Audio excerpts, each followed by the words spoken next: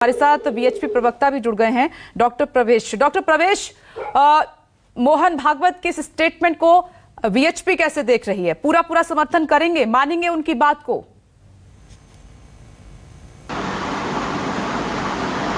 नहीं, वो हमारे परिवार के मुखिया हैं और ऐसा नहीं है कि वो उन्होंने पहली बार कहा है। और पहले से भी यही स्टेटमेंट रही है, संघ की हमेशा से ये सोच रही है और विश्व हिंदू परिषद भी उसको मानता है। ऐसा नहीं है कि उसको नहीं मानेगा, है ना। और उन्होंने कोई गलत बात नहीं कही है और हम तो पहले से भी कहते आ रहे हैं ये सारी चीजें।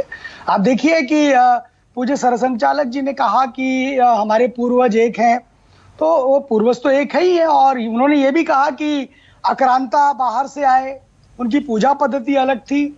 हमारे देश के हिंदू समाज के कोई नुमाइंदा अब ये तो नहीं कहेगा कि इस मस्जिद में शिवलिंग है, इस मस्जिद में मंदिर है। अब तो कोई नहीं कहेगा, इस तरीके के बयान तो नहीं दिए जाएंगे। आप समर्थन कर रहे हैं तो आपने शायद स्टेटमेंट पूज्य सरसंघचालक जी को की स्टेटमेंट ठीक से देखी नहीं है, सुनी भी है, पढ़ी भी है कई बार। मैं पूज्य सरसंघचालक जी ने विशेष पूजा के स्थल एक शब्द का प्रयोग किया। विशेष पूजा के स्थल मतलब क्या? विशेष पूजा के स्थल तो 64 के दौर के अंदर, 60 के दशक के अंदर संतों ने कहा कि सिर्फ ज्ञान वापी की बात कही है कि वो एक मुद्दा है, तो हर जगह पर शिवलिंग देखना ये ठीक नहीं है, उचित नहीं है। काशी की जो नगरी है वह तो विशेष पूजा का स्थल है हिंदू समाज के लिए, और इसलिए वो अलग कैसे हो सकता है? ये तो पूज्य सरसंघचालक जी ने स्पष्ट कर दिया कि हिंदू समाज की विशेष पूजा के जो स्थल है उनसे आस्था होती है। और संत समाज तय करेगा चीजें, संत समाज ने तय करी, अदालत तय करेगा, तो संत समाज तय करेगा? अदालत, ये तो आप देखिए ना, संत समाज भी बात कर रहा है, अदालत भी बात कर रही है, तो अदालत की तो निर्णय को तो मानेंगे ही मानेंगे ना, क्योंकि हम सब संवैधानिक व्यवस्था में रह रहे हैं। पूज्य सरसंघचालक जी ने कहा दिया जाएगा, अदालत को ही तय करना है।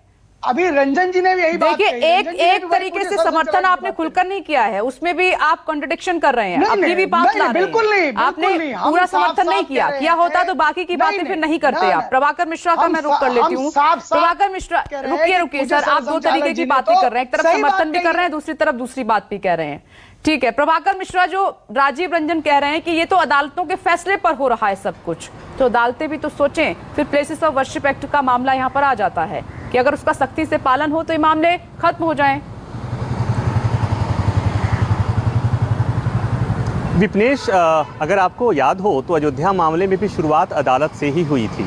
18 से 50 में पहला मुकदमा गया था, उसके बाद से एक नहीं कई मुकदमे गए।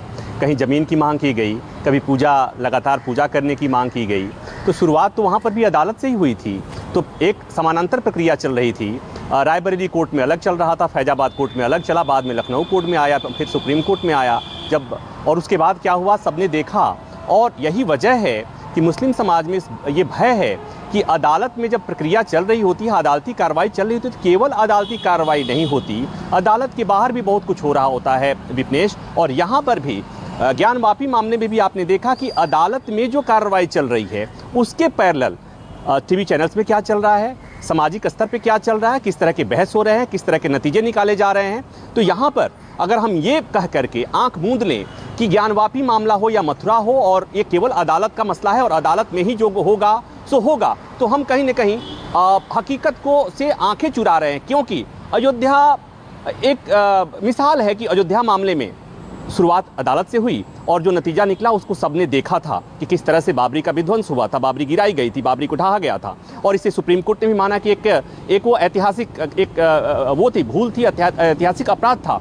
तो कुल मिलाकर ये कि निश्चित तौर पर अदालतों को ही फैसला करना है, लेकिन मोहन भागवत जी ने जो बात कही है उसके जो गूढ़ संकेत हैं, गूढ़ संदेश हैं, उसे सबको मानना होगा, सब तक ये पहुँचना चाहिए। और मुझे लगता है कि अदालतों पर भी ये अदालतों को भी सुनना चाहिए, माननीय जजों को भी सुनना चाहिए कि क्या सब जगह इस तरह के विवाद शुरू होंगे और सब जगह याचिकाएं स्वीकार की जाएंगी, सब जगह याचिकाओं पर नोटिस जारी किया जाएगा, सब जगह याचिकाओं पर सर्वे किया जाएगा और सब जगह उसके बाद विवाद खड़ा होगा। तो मुझे लगता है कि मोहन भागवत जी का संदेश सरकार के लिए भी है, समाज के लिए भी है, हिंदू पक्ष, मुस्लिम पक्ष, विश्व हिंदू परिषद, उलेमाओं के लिए भी है और साथ ही साथ अदालतों के लिए भी है। तभी इस देश में सौहार्द बना रहेगा।